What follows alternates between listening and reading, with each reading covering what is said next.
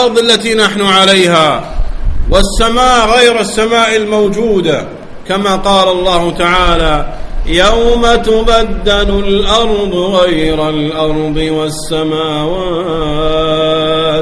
وبرزوا لله الواحد القهار.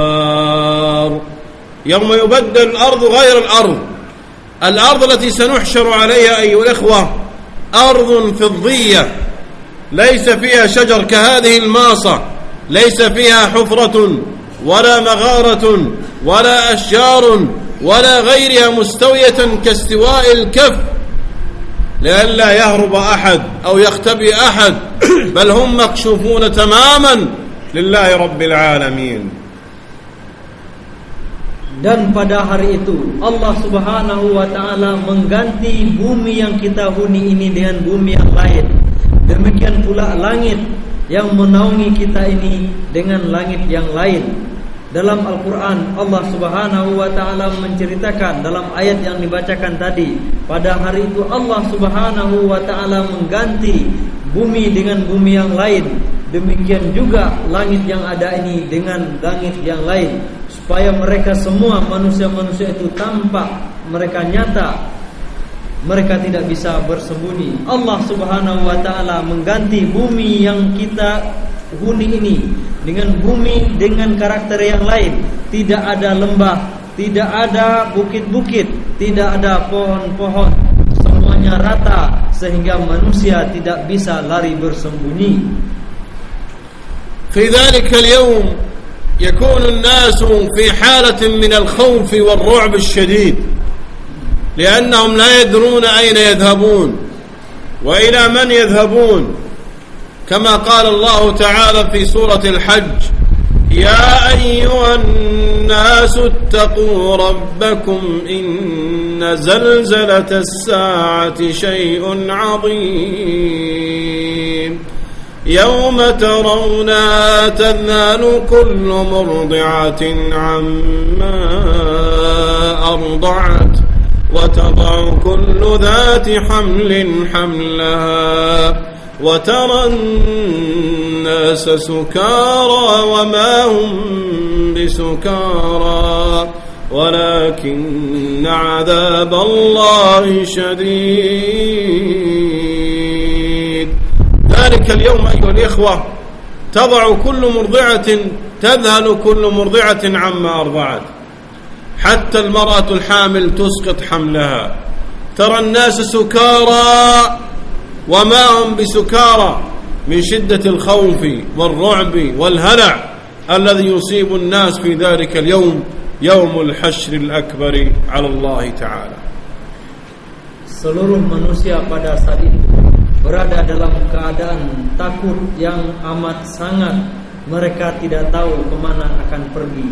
Allah Subhanahu wa ta'ala dalam ayat tadi menceritakan, memerintahkan kita semua bertakwalah kepada Allah, karena keguncangan hari kiamat itu sangat dahsyat, sangat menakutkan. Bahkan ibu-ibu, wanita-wanita yang saking takutnya, perumpamaannya adalah karena ketakutan mereka, wanita yang sedang menyusui anaknya, maka mereka akan mengabaikan anak-anak yang tengah disusui. Wanita yang sedang hamil, maka anak-anak yang sedang dikandungnya itu jatuh berguguran. Orang-orang terlihat seperti mabuk, padahal mereka tidak mabuk. Ini menggambarkan betapa dahsyatnya ketakutan manusia pada hari kiamat itu. بعد ذلك ينطلق الناس هائمون على وجوههم يذهبون هنا وهناك، كل يذهب في اتجاه لا يدري أين يذهب، فيذهب عقلاء الناس إلى الأنبياء بعد أن يبقوا على هذه الفترة 50,000 سنة. 50,000 سنة يبقون على هذه الحال، فإذا طال بالناس البقاء ذهب عقلاؤهم وكبارهم إلى الأنبياء ليطلبوا الشفاعة لفصل القضاء، فيذهبون إلى آدم عليه السلام ويقولون له: يا آدم أنت أبو البشر، وأنت خلقك الله بيده، اشفع لنا عند ربك، اشفع لنا عند ربك. فيقول اللهم سلم سلم، لا لقد عصيت الله تعالى بذنب أخشى أن يعاقبني به، فيأبى ويقول اللهم سلم سلم. ثم يذهبون إلى غيره من الأنبياء، كل نبي يذهبون إليه يأبى الشفاعة ويرفضها ويقول اللهم سلم سلم. Pada saat itu manusia berada dalam keadaan kebingungan. Mereka pergi kian kemari tanpa arah, tak tahu kemana harus pergi. Mereka berada dalam kondisi seperti ini dalam masa yang sangat panjang, tidak kurang dari 50.000 tahun. Nah, dalam saat itu setelah masa yang panjang itu berlalu, maka orang-orang yang berakal, orang-orang yang selama di dunia ini adalah orang-orang yang cerdas atau para pembesar di antara mereka menemui para nabi. Mereka pertama kali menemui Nabi Adam alaihi salam. Wahai Adam, Anda adalah nenek moyang seluruh manusia. Mintalah, kami meminta syafaat kepada engkau, memohonlah kepada Allah Subhanahu wa ta'ala agar memudahkan urusan ini. Akan tetapi Nabi Adam menyatakan penyerahan dirinya. Dia menyerah. Beliau tidak berani karena beliau mengakui pernah melakukan maksiat, pernah melakukan dosa kepada Allah, dan beliau takut diazab, dihukum oleh Allah karena maksiat atau kesalahan yang pernah beliau lakukan itu. Berikutnya orang-orang itu pun menemui nabi-nabi yang lain. Demikian terus setiap nabi yang mereka temui, mereka selalu menolak, mereka selalu menyatakan penyerahan dirinya, tidak mampu untuk memberikan syafaat kepada umat-umat tersebut. Hatta ya'ti an-nasu ila Muhammad sallallahu alaihi wasallam fayaquluna ya Muhammad anta آخر الأنبياء اصطفاك الله تعالى وأنت خليل الرحمن. ثم يذكرون من صفات رسول الله صلى الله عليه وسلم فيقولون له اشفع لنا عند ربك، فيقول النبي صلى الله عليه وسلم أنا لها فينطلق النبي صلى الله عليه وسلم إلى ربه ثم يخر ساجدا ويحمد الله تعالى بمحامد. يقول النبي صلى الله عليه وسلم لا أحسنها يلهمني الله تعالى إياها إلهاما. فيقول الله تعالى لي يا محمد ارفع رأسك وسل تعطى واشفع تشفع. فيشفع الله تعالى في فصل القضاء. Akhirnya orang-orang tadi menemui Nabi Muhammad sallallahu alaihi wasallam. Mereka berkata, wahai Muhammad, memohonlah kepada Allah karena sesungguhnya engkau adalah nabi terakhir. Berilah kami syafaat, memohonlah kepada Allah Subhanahu wa taala. Kemudian orang-orang itu pun menyebut segala kelebihan Nabi Muhammad sallallahu alaihi wasallam. Maka Rasulullah pun menjawab, saya akan melakukannya, saya akan melakukannya. Maka Rasulullah sallallahu alaihi wasallam menghadap Allah Subhanahu wa taala. Beliau bersujud di hadapan Allah, kemudian mengucapkan puji-pujian kepada Allah. Puji-pujian tersebut diilhamkan Allah kepada beliau. Kemudian Allah Subhanahu wa taala pun berkata kepada Rasulullah, wahai Muhammad, angkatlah kepala engkau, angkatlah kepalamu, mintalah, maka niscaya kamu akan diberi. Meminta syafaatlah, niscaya syafaatmu akan dikabulkan. بعد ذلك يبدأ الحساب فيحاسب الله تعالى الخلائق. ويقول النبي صلى الله عليه وسلم ما منكم من أحد إلا وسيكلمه الله بلا ترجمان. يقررك الله تعالى على ذنوبك ذنبا ذنبا فيقول يا عبدي فعلت كذا في يوم كذا، فيقول نعم يا ربي. فيقول الله تعالى بعد ذلك سترتها لك في الدنيا وأنا أغفرها لك اليوم. Setelah pemberian syafaat itu maka dimulailah hisab perhitungan amal. Maka Allah Subhanahu wa taala akan menghisab masing-masing hamba, masing-masing kita. Masing-masing hamba akan ditanyai oleh Allah Subhanahu wa taala dan dia akan menjawabnya tanpa ada perantara, tanpa ada penerjemah di antara hamba ini dengan Allah Subhanahu wa taala. Maka Allah akan sebutkan satu persatu dosa hamba-hamba ini. Mereka pun mengakuinya. Kemudian Allah Subhanahu wa taala pun berkata kepada hamba yang beriman ini, di dunia saya telah menutup dosamu ini, tidak kubukakan aibmu kepada orang lain ketika kamu masih di dunia. Maka saat ini aku ampuni dosamu. Demikian Allah Subhanahu wa taala berkata kepadanya. ومن الأحداث التي ستحصل لنا أيها الإخوة في ذلك اليوم أننا سنوضع في موازين يوم القيامة. قال الله تعالى: ونضع الموازين القسط ليوم القيامة فلا تظلم نفس شيئا وإن كان مثقال حبة من خردل أتينا بها وكفى بنا حاسبين. كل واحد منا أيها الإخوة سيوزن يوم القيامة، والذي سيوزن 3 أشياء. Kejadian lain atau peristiwa lain yang pasti terjadi kelak di hari kiamat adalah mizan, penimbangan amal baik dan amal buruk kita.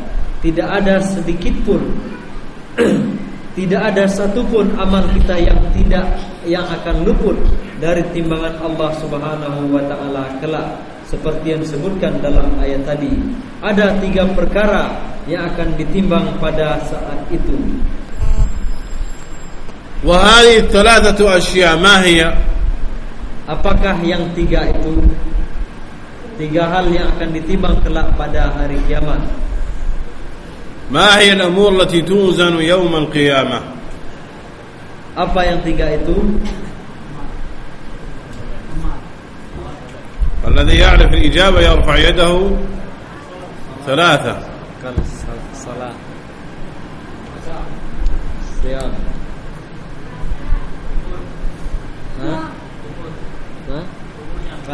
umroh.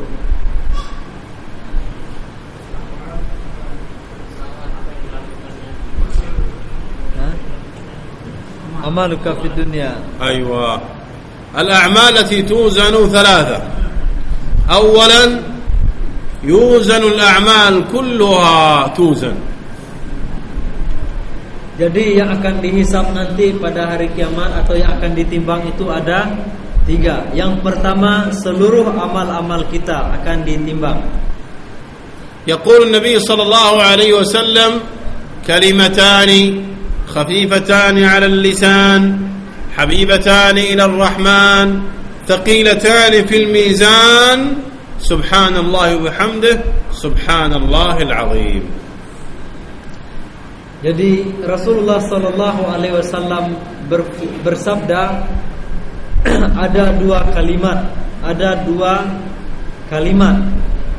dua potong kalimat. Kalimat itu sangat ringan kita ucapkan, akan tetapi nanti pada hari kiamat sangat berat timbangannya, yaitu apa tadi? Subhanallah wa bihamdi, kemudian Subhana rabbiyal azim. 2 kalimat ini kata Rasulullah enteng, ringan diucapkan, namun timbangannya pada hari kiamat sangat berat.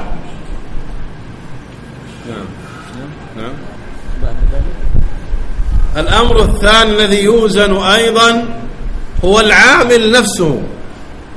أنت بنفسك ستوضع في الميزان، ولا يقول قائلا سأكون سمينا حتى يثقل وزني، لا، لن ينفع لحمك ولا شحمك. جاء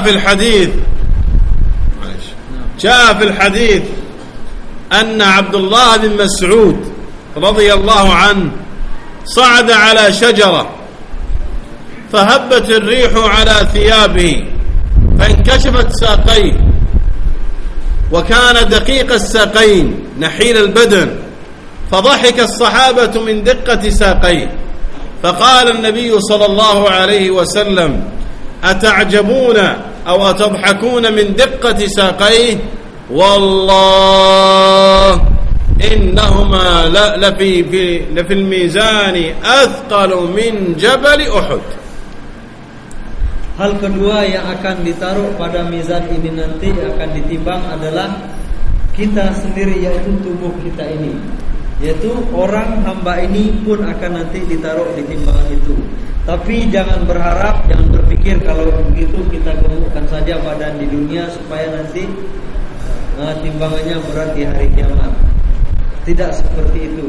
Karena Rasulullah SAW dalam hadis diceritakan suatu saat Ibnu Mas'ud memanjat pohon kurma, maka tersingkaplah betisnya ini, ditiup angin, kainnya ditiup angin, maka terlihatlah betis beliau. Betisnya kecil karena Ibnu Mas'ud ini orangnya kurus. Maka sahabat-sahabat yang melihat dari bawah tertawa, ngejek kaki Ibnu Mas'ud. Maka kata Rasulullah, jangan kalian ejek, jangan kalian heran, itu timbangannya sangat berat nanti pada hari kiamat. Itu Ibnu Mas'ud ini timbangannya sangat berat kelak di hari kiamat. والأمر الثالث الذي يوزن هي الكتب والصحف التي كانت تكتب لك أو عليك الملائكة، لأنه الآن قال الله تعالى: ما يلفظ من قول إلا لديه رقيب عتيد يسجلون عليك. هذه الكتب تجمع وتوضع في الميزان كما جاء في الحديث: صاحب 99 سجلا، يعني كتابا. فقال ذلك الرجل الذي له 99 كتاب وله بطاقة واحدة مكتوب فيها لا إله إلا الله، قال الرجل: يا ربي، ماذا تصنع 99 كتاب ببطاقة واحدة، صفحة واحدة كهذه الصفحة، ماذا تفعل في الميزان؟ قال: إنه لا ظلم اليوم. فوضعت هذه السجلات 99 كتاب في كفة، ولا إله إلا الله في كفة، فرجحت لا إله إلا الله، رجحت لا إله إلا الله. Kemudian hal ketiga yang akan ditimbang, ditaruh di mizan pada hari kiamat adalah catatan amal. Catatan amal, sebagaimana Allah Subhanahu wa taala katakan, tidak satu pun kalimat atau kata-kata yang terlepas dari mulut kita kecuali itu semua dicatat oleh malaikat yang mengawasi, rakib dan atid. Dicatat itu semua. Kemudian dalam riwayat Rasulullah sallallahu alaihi wasallam, dalam sebuah hadis diceritakan bahwa Rasulullah mengatakan nanti ada seseorang di mana catatan amal jeleknya itu sampai 99 kitab, 99 catatan, buku-buku di 99 buku yang mencatat kejahatan-kejahatan orang ini. Sementara kebaikannya hanya satu kartu saja, yaitu la ilaha illallah. Orang ini akan ditimbang. Di satu timbangan ini ada kejahatannya, kemudian di lengan yang lain atau di neraca yang lain ditaruh kartu ini.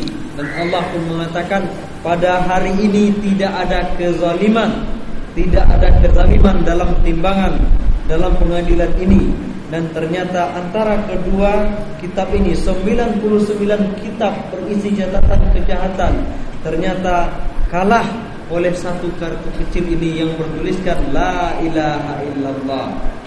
Artinya ucapan la ilaha illallah, satu-satunya amal baik orang ini, ternyata mengalahkan catatan amal jahatnya yang begitu banyak.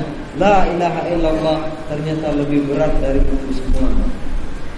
وهذا الميزان أيها الإخوة هو ميزان حقيقي له كفتان توزن به هذه الأشياء، لكن كيف هذا الميزان، كيف حجمه، الله أعلم، ليس عندنا خبر في هذا الأمر. Neraca atau timbangan pada hari kiamat ini adalah neraca yang sebenarnya, yang memiliki dua neraca, satu di kiri, di sebelah sini, di sebelah sini. Jadi berimbang seperti itu. Ini adalah timbangan yang sebenarnya. Akan tetapi bagaimana persisnya kita tidak mengetahui. Hanya Allah Subhanahu wa taala yang mengetahui rupanya secara detail. ثم بعد ذلك أيضا من الأحداث التي تحدث يوم القيامة أننا سنمر من شدة العطش على نهر يسمى الحوض، وهذا الحوض يكون عليه نبينا صلى الله عليه وسلم، فيأتي الناس عطاشا يريدون أن يشربوا من هذا الماء، فأهل الإيمان يشربون منه، وأما من غير وبدل فيمنعون منه. فلما يراهم النبي صلى الله عليه وسلم يقول يا رب هذا من أمتي، هذا من أمتي، فيقول الله لا تدري ماذا أحدثوا بعدك، فيمنعون من الحوض ولا يشربون منه. عافانا الله وإياكم من ذلك. Di antara peristiwa hari kiamat juga adalah kehausan yang sangat luar biasa, sehingga manusia pun berbondong-bondong menuju sebuah telaga berisi air, telaganya Rasulullah sallallahu alaihi wasallam. Maka orang-orang mukmin, orang-orang beriman, orang-orang yang menjaga sunnah Nabi Muhammad sallallahu alaihi wasallam, mereka pun dapat minum dari telaga tersebut. Adapun orang-orang yang berdosa, yang bermaksiat, kemudian merubah-rubah agama yang diturunkan Allah ini, mereka terhalang, mereka dijauhkan dari telaga tersebut sehingga tidak bisa minum sedikit pun darinya. Maka Rasulullah sallallahu alaihi wasallam pun berkata kepada Allah, "Ya Tuhanku, ya Allah, mereka itu adalah umatku." Maka Allah pun berkata kepada Rasulullah sallallahu alaihi wasallam, "Mereka bukan umatmu wahai Muhammad. Kamu tidak tahu apa yang telah mereka perbuat sepeninggalmu. Kamu tidak tahu apa perubahan-perubahan apa yang telah mereka lakukan terhadap agama ini sepeninggalmu wahai Muhammad." هذا الحوض ماؤه أيها الإخوة أبرد من الثلج وأبيض من اللبن وأحلى من العسل، عدد آنيته كعدد نجوم السماء، الآنية التي نشرب بها، نأخذ بها الماء ونشرب بها، عدد آنيته كعدد نجوم السماء، من شرب منه شربة واحدة لا يظمأ بعدها أبدا. اللهم اجعلنا ممن يشرب منه. قولوا آمين. Haud atau telaga tadi, airnya adalah air yang dinginnya lebih dingin daripada salju, lebih dingin daripada es, tetapi putihnya lebih putih daripada susu, dan manisnya lebih manis daripada madu. Orang yang meminumnya maka dia tidak akan pernah merasakan haus setelah itu. Sementara di pinggirnya bertebaran cawan-cawan untuk meminum air telaga ini. Cawan itu sangat banyak, jumlahnya seperti jumlah bintang-bintang yang ada di langit. Kita berdoa semoga Allah Subhanahu wa taala menjadikan kita orang-orang yang dapat meminum air telaga ini. Amin ya rabbal alamin. بعدها أيضا سنمر على شيء يسمى الصراط، وهذا الصراط منصوب على متن جهنم، على متن جهنم. وصف النبي صلى الله عليه وسلم هذا الصراط فقال هو أحد من السيف وأدق من الشعر.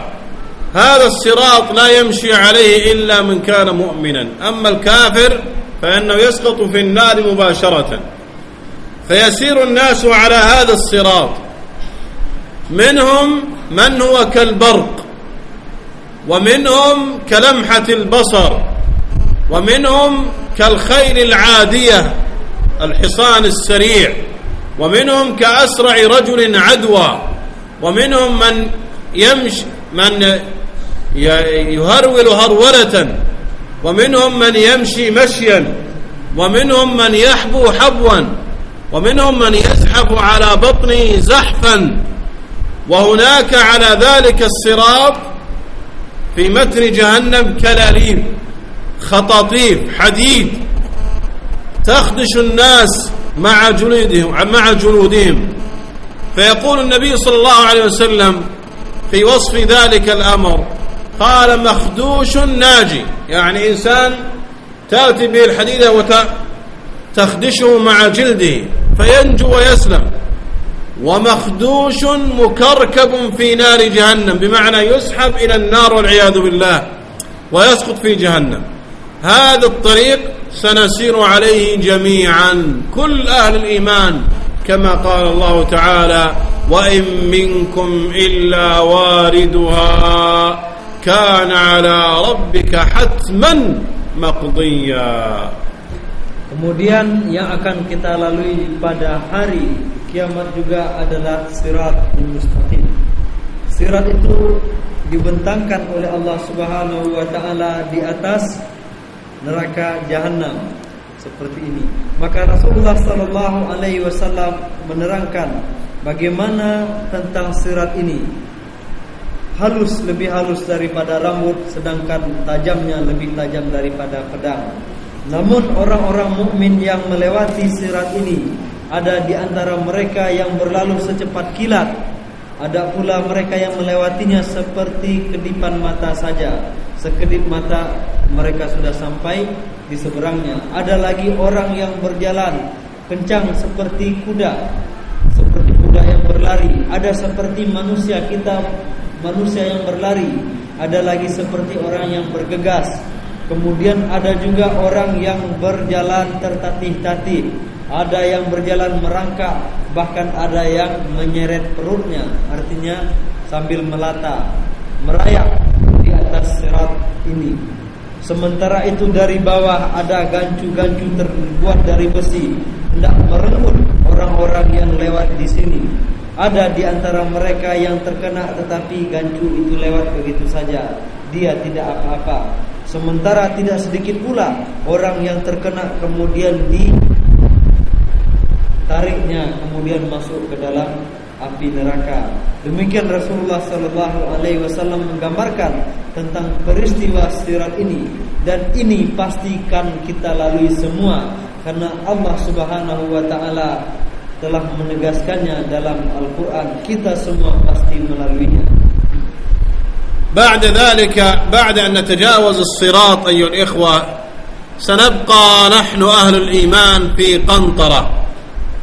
قنطرة هذه من أجل أن يحاسب، أن تصفى القلوب، بحيث لا يكون في قلب كل واحد منا على أخيه شيء، ويقتص الله تعالى من